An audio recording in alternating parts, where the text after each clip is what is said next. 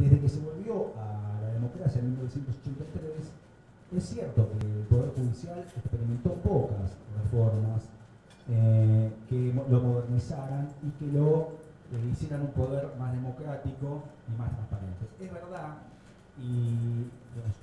digamos, que la crítica al Poder Judicial tiene un trasfondo que tiene que ver con la falta de transformaciones del Poder Judicial. Hubo intentos de modificarlo, de hecho la modificación constitucional, y en esto nuestro partido fue el principal impulsor de la creación del Consejo de la Magistratura.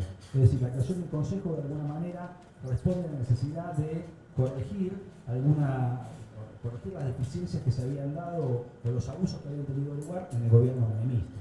Entonces, se adoptó un modelo tomado de Europa, pero con la idea de poner un control al Poder Ejecutivo. Es decir, había habido pocas transformaciones en materia institucional, sistemática y de funcionamiento del Poder Judicial, y encima el tema se había empeorado, porque después de un gobierno como el de Alfonsín, el gobierno de Menem había abusado de las facultades del Poder Ejecutivo, y no sé si ustedes recuerdan que inclusive se batieron récords y la Corte menemista se aumentó el número de jueces de la Corte Suprema, y en apenas 7 minutos se designaron los jueces que integraron la Corte Suprema. Bueno, no voy a contar yo la historia de la Corte de Menem, de la Corte de la década del 90, la mayoría automática, y lo que costó terminar con ese periodo.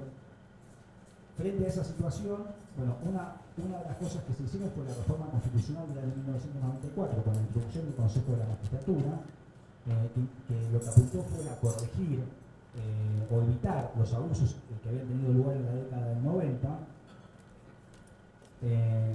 Y luego, a partir de lo que desencadenó el fin de la Corte Suprema de la década del 90, luego hubo otra etapa, que fue la reforma. El impulso que se dio a la modificación en algunos de los procedimientos de la Corte Suprema. O sea, hay que mencionar que en el año... no sé si ustedes recuerdan bien lo que ocurrió con la Corte de Menem. O sea, después de haber estado con la mayoría automática, cuando fue la crisis de la especificación, inclusive chantajearon al gobierno de Duhalde en que iban directamente a declarar la inconstitucionalidad de la especificación, con lo cual eso hubiera implicado directamente la caída de ese gobierno. Y hubo un juicio político fallido, y luego sí hubo un juicio político, o hubo varios juicios políticos en donde hubo un par de jueces que renunciaron y hubo 2 jueces que fueron removidos por juicio político.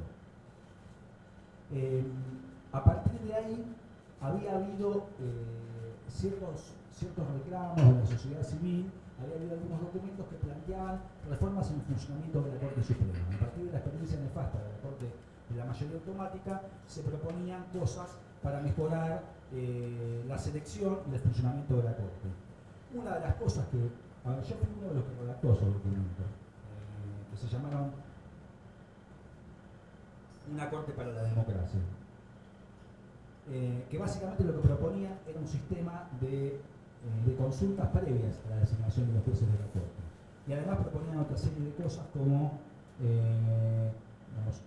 la visibilidad del trámite de los juicios,